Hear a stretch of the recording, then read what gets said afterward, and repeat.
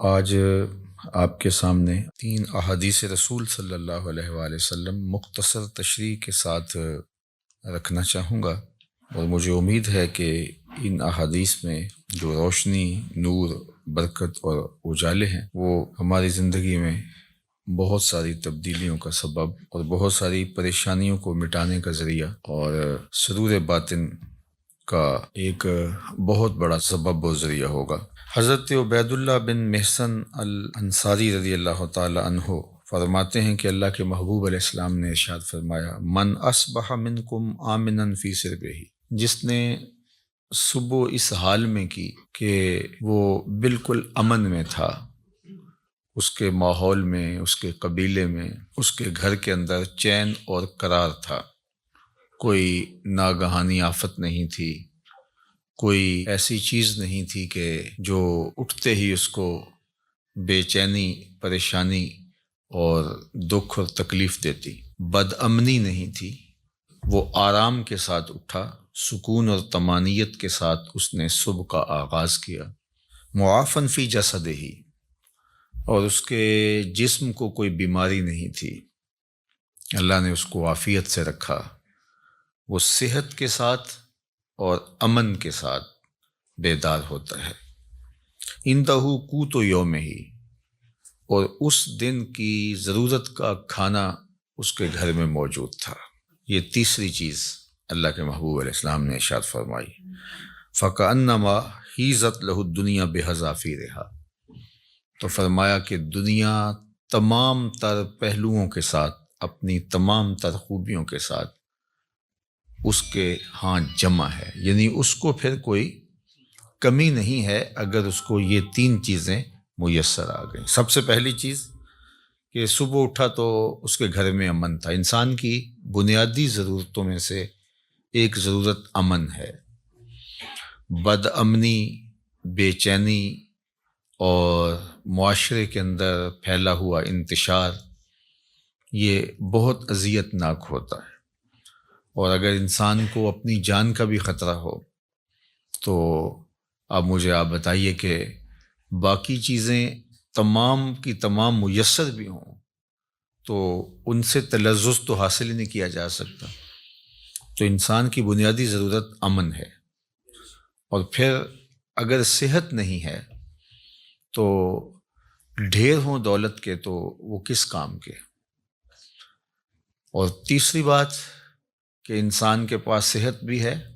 اور امن و امان میں بھی ہے، لیکن کھانے کو ایک دن کی روزی بھی نہیں ہے، تو ظاہر ہے پیٹ تو تقاضا کرتا ہے، بھوک جب ستاتی ہے تو انسان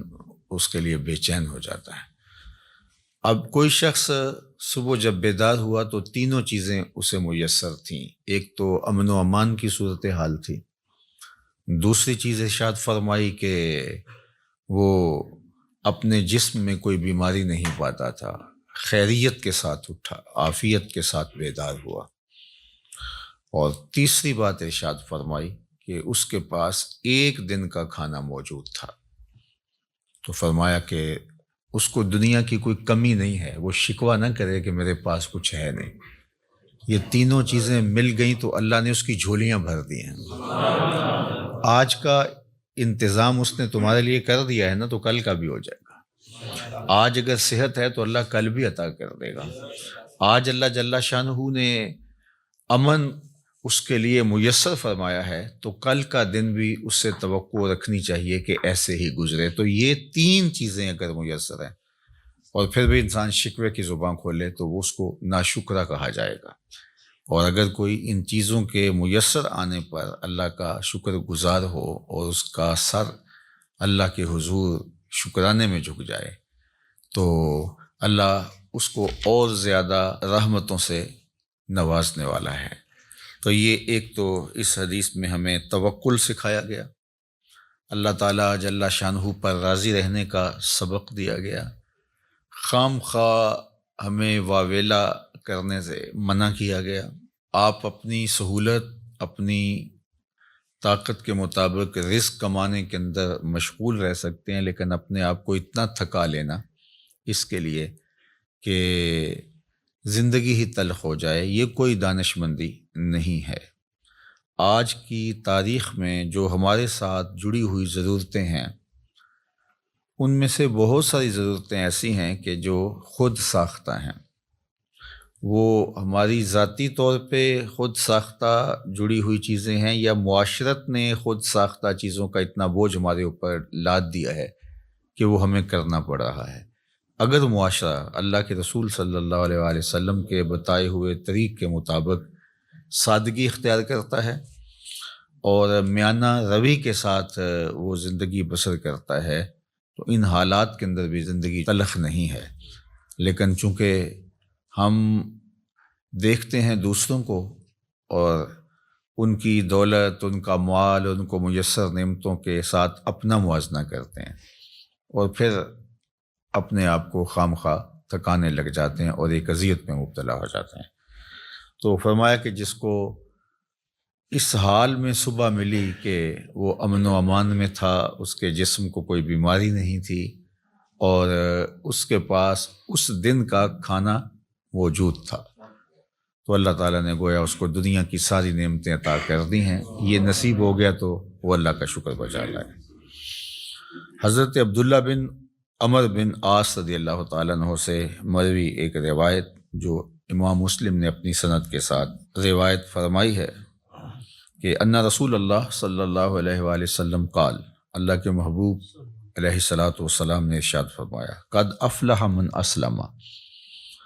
فلاح اس نے پائی جس کو اسلام کا نور نصیب ہو گیا۔ سب سے بڑی دولت جو ہمیں اس دنیا کے اوپر عطا کی گئی ہے وہ ایمان کی دولت ہے، اور سب سے بڑی دولت جو ہمیں آخرت میں عطا کی جائے گی وہ دیدار الہی ہے۔ جو اس دنیا میں اسلام سے، ایمان سے محروم رہا تو وہ حقیقی محروم ہے۔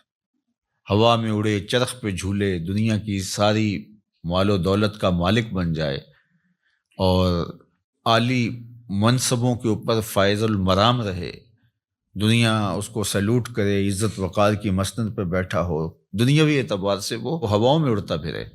لیکن اگر اس کا سینہ ایمان کے نور سے خالی ہے، کوڑی مول نہیں اس کا، تو سب سے بڑی دولت اس دنیا کے اوپر جو حضرت انسان کو دی گئی ہے وہ اسلام ہے،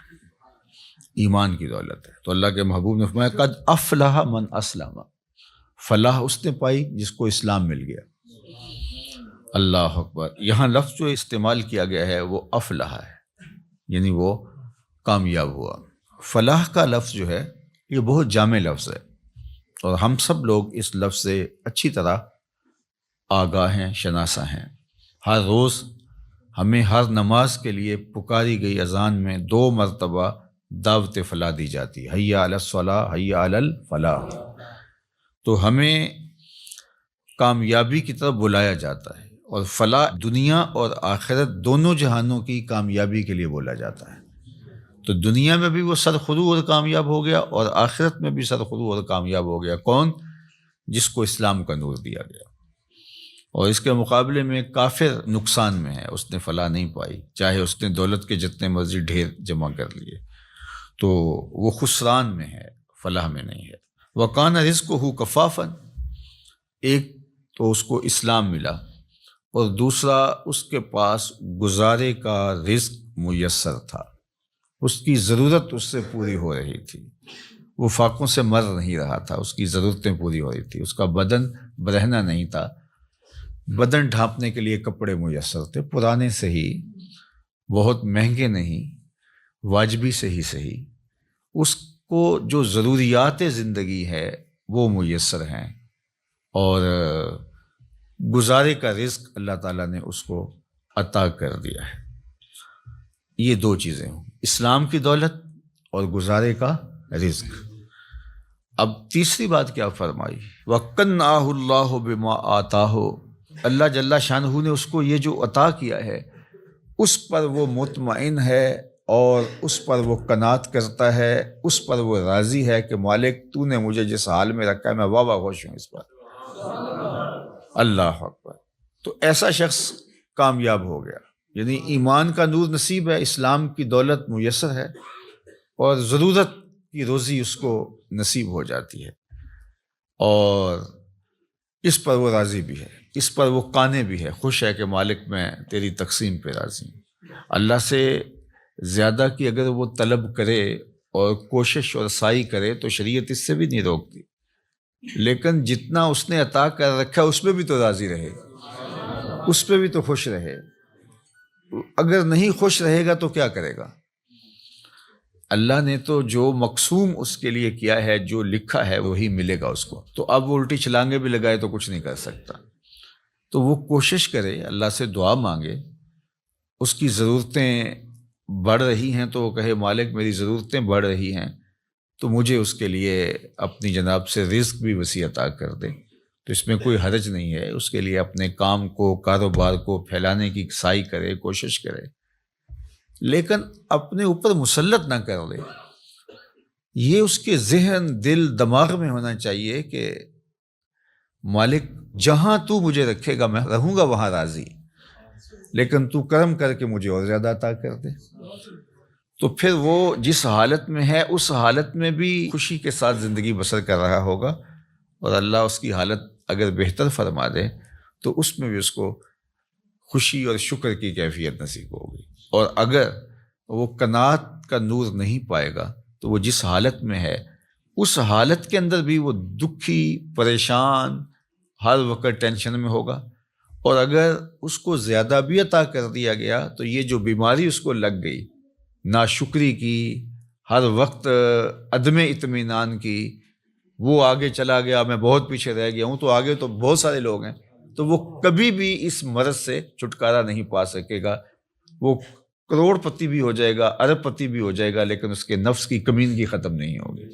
تو نفس کی کمینگی یہ انسان کو توڑ کے رکھ دیتی ہے۔ حضرت فضالہ بن عبید الانصاری رضی اللہ تعالیٰ عنہ فرماتے ہیں کہ انہ سمع رسول اللہ صلی اللہ علیہ وآلہ وسلم یقول، میں نے حضور علیہ الصلوۃ والسلام کو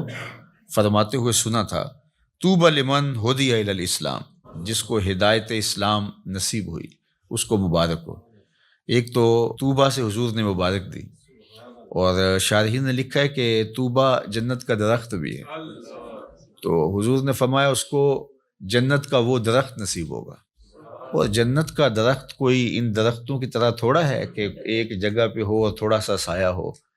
جنت کے درختوں کے اتنے لمبے اور گھنے سائے ہیں کہ سواری کے اوپر بیٹھ کے کوئی چلے 500 سال تک چلتا رہے تو سایہ ختم نہ ہو۔ تو جس کو جنت میں ایک درخت بھی مل گیا تو اس کو جاگیریں مل گئیں، اللہ اکبر۔ اور جس کو پھر باغات ملیں گے تو وہ اس کی پھر کیا نعمتیں ہیں۔ تو حضور نے فرمایا طوبہ، یعنی ایک تو اس کو جنت کا درخت طوبہ نصیب ہو، یا پھر اس کو مبارک ہو، لمن ہدی الی الاسلام، جس کو ہدایت اسلام دی گئی، وکانا عیشہ کفافن، اور اس کی زندگی کفایت کی تھی، جو ضرورت تھی اس کی وہ ہی پوری ہو رہی تھی، بس گزارا ہو رہا تھا، محتاج نہیں ہوا تھا، کسی کے آگے ہاتھ پھیلانے کی نوبت نہیں آئی تھی، لیکن بہت زیادہ بھی نہیں تھا، بس گزر اوقات ہو رہی تھی۔ وقنع، اور اس پہ وہ مطمئن بھی تھا۔ یہ مطمئن ہونا اوقع ہے، چونکہ جس حالت میں وہ رکھے اس حالت میں تو رہنا پڑے گا ہی، وہ کیا کرے گا، لیکن اس حالت میں رہ کے اس پر مطمئن ہونا، اصل یہ وہ چیز ہے کہ بندہ کہے کہ مالک میں تیرے اوپر راضی ہوں۔ اور اگر کوئی بندہ اللہ کی اس تقسیم پہ، اس کے دیے گئے پہ راضی ہو جاتا ہے تو اللہ کے محبوب کا ایک اور فرمان ہے جو سیدنا علی المرتضیٰ رضی اللہ تعالیٰ عنہ سے مروی ہے کہ جو اللہ کے دیے گئے تھوڑے رزق پہ راضی ہو گیا، اللہ کے محبوب فرماتے ہیں اللہ اس کے تھوڑے عملوں پہ راضی ہو جائے گا کہ بندے تجھے ضرورت بھی تھی اور پھر بھی تو میرے دیے پہ راضی ہو گیا، تھوڑے پہ راضی ہو گیا۔ دیکھو اللہ کے ہاں کیا کمی ہے، تھوڑا دے دے یا زیادہ دے دے، لیکن اگر وہ تھوڑا دیتا ہے تو وہی جانتا ہے کیوں دیتا ہے، اور اگر وہ زیادہ دیتا ہے تو وہی جانتا ہے کیوں دیتا ہے۔ بعض اوقات ایسے لوگوں کو اتنا فراواں مال دیا ہوتا ہے کہ بندہ کہتا ہے کہ یار اس کو اتنا مال ہو، اس کو پتہ بھی نہیں ہوتا، نہ اس کے پاس کوئی فہم ہوتا ہے، نہ اس نے کوئی منصوبہ بندی ہوتی ہے، تو وہ جس طرح چھت پھاڑ کے دینے والا معاملہ ہوتا ہے۔ اور بڑے بڑے ملازمین اس کے آگے پیچھے ہو رہے ہوتے ہیں، وہ کسی کام کا آدمی نہیں ہوتا۔ میاں صاحب نے کہا تھا بے وقوفاں دے نوکر ویکے، دانش مند سیانے، تو بڑی دولت دے دیتا ہے۔ اور بعض بہت پڑھے لکھے سمجھدار معاملہ فہم لیکن بیچارے بمشکل اپنا گھر چلا رہے ہوتے ہیں۔ اب یہ اس کی تقسیم ہے۔ ہاں اگر قناعت مل گئی، شکر گزاری کا جذبہ مل گیا، وہ جس کو زیادہ دیا اس کو بھی اور جس کو کم ملا اس کو بھی، تو پھر اللہ کی طرف سے کامیابی ہے، وہ پھر فالح ہے۔ چونکہ اگر وہ یہ جذبہ دے دے تو پھر گزارے کے رزق پر بھی قناعت، اللہ پہ راضی رہنے کا جذبہ اور توفیق بہت بڑی سعادت ہے۔ اور اگر یہ نور نصیب نہ ہو قناعت کا اور اللہ پہ راضی رہنے کا، تو پھر کروڑوں اربوں کے باوجود بھی انسان ناشکرا ہی رہتا ہے۔ وہ کہتا ہے نہیں بس چل ہی نہیں رہا جی، آج کل ہیں ہی بہت مشکلات۔ میں ایک دفعہ ایک سفر پہ تھا تو ایک شخص مجھے ملا، کوئی تقریب تھی، اس کے بعد مصافحہ کرتے ہوئے تو جس طرح ایک روٹین کے ساتھ کیا حال ہے کیسے ہیں، تو اس کے کپڑے کچھ پھٹے ہوئے تھے، لوگ مل رہے تھے تو میں ہر ایک سے پوچھ رہا تھا کیسے ہیں جناب، کیسی طبیعت ہے۔ تو میں نے جب اس سے پوچھا تو اس نے کہا اللہ کا بڑا کرم ہے۔ جب ہاتھ اٹھایا تو یہاں سے اس کی قمیض پھٹی تھی، لٹک رہی تھی۔ تو اس کے اس انداز سے میں رک گیا اور میں اس کو کہا کہ آپ مجھے دوبارہ ملیے گا، جب لوگوں سے ملاقات ہوگی تو پھر میں نے کہا اور سنائیں کیسے ہیں، تو کیا کر رہے ہیں؟ تو وہ کہنے لگا کہ میرے پاس 6 کنال زمین ہے، اس میں تھوڑی سی کاشت کر لیتا ہوں، اور اس زمین سے میں نے 10 مرلے جگہ مسجد کے لیے وقف کی ہے اور میں خود مسجد بنا رہا ہوں، بس آپ دعا کریں کہ اللہ کا گھر بن جائے۔ وہ تھوڑا تھوڑا کماتا ہوں، کچھ بچوں کو دیتا ہوں اور کوئی بچتا ہے، اور کوئی اور بھی اگر تعاون کرتے تو اس کی مہربانی، ورنہ میرا عزم ہے کہ اس کو بنانا ہے۔ تو وہ کوئی عالی شان دنیاوی اعتبار سے تو نہیں بنے گی، لیکن جیسے بھی تو میری بس آرزو ہے کہ میں زندگی میں مسجد کو مکمل ہوتا دیکھ لوں بس۔ اب اس نے ہاتھ کھڑا کیا تو یہاں سے پھٹی ہوئی قمیض لٹک رہی تھی، لیکن ایسے ہاتھ اس کا اللہ کا شکر ہے۔ میں کہتا ہوں یہ شہنشاہوں کو بھی نصیب نہیں ہے، جو چین کی نیند اسے آتی ہوگی کسی اور کو آ سکتی ہے۔ تو اللہ پہ اگر آپ راضی رہنا سیکھ جائیں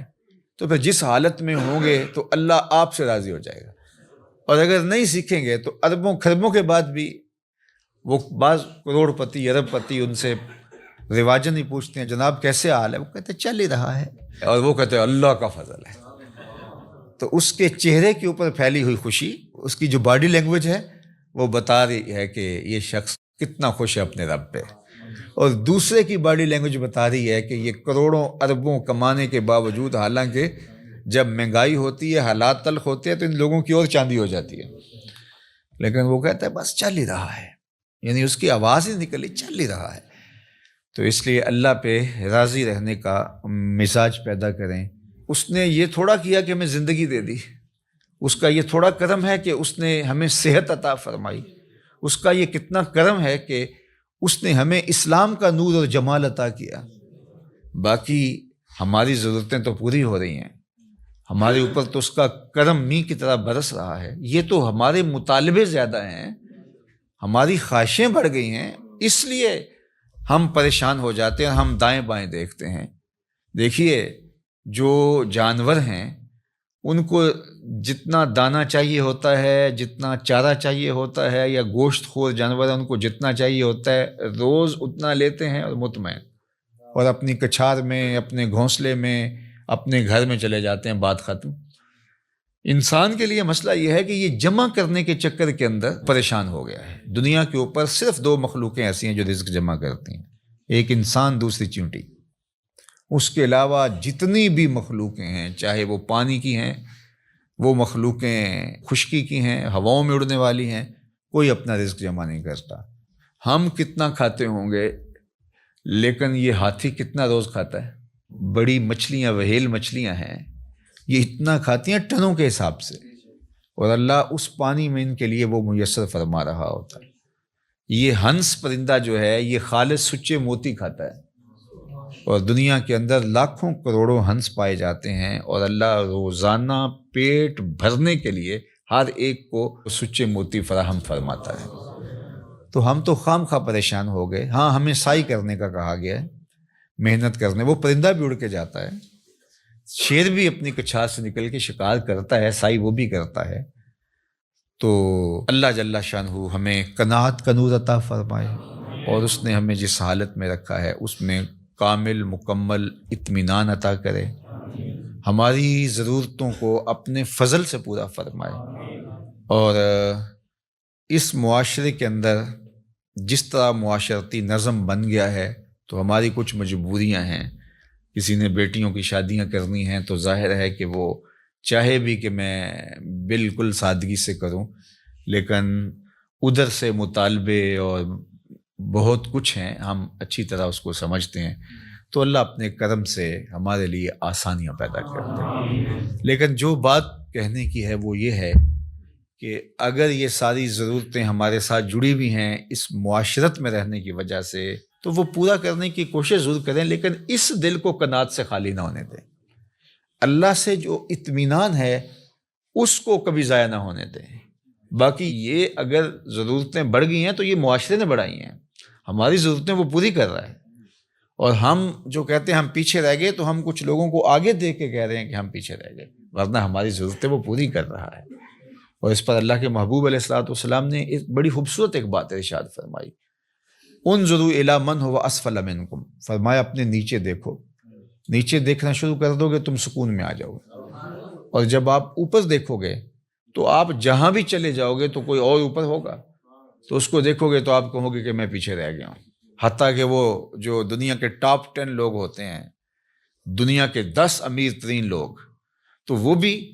جو آگے والا ہوتا ہے اس کو دیکھ رہے ہوتے ہیں کہ میں ان میں بھی جو ہے وہ ٹاپ پہ آ جاؤں، اور جو آخری والا ہوتا ہے جو سب سے دنیا کا امیر ترین کہلاتا ہے، تو وہ بھی کوشش میں لگا ہوتا ہے کہ اگلے سال جب یہ فہرست بنے تو میں کہیں پچھلے نمبر پہ نہ آ جاؤں۔ تو یہ دوڑ اس لیے لگی ہوئی ہے، اور پیسے اتنے ہیں کہ شمار بھی نہیں ہے، دولت اتنی ہے کہ پتہ بھی نہیں ہے کہاں کہاں پڑی ہوئی ہے، تو اطمینان دولت میں نہیں ہے۔ اللہ پر راضی ہو جانے میں اللہ تعالیٰ جل شانہ دارین کی سعادتیں عطا کرتا ہے۔ بارگاہ عزتی میں دعا ہے کہ اس ماہ منور کی برکتیں اللہ ہماری زندگیوں میں اتار دے۔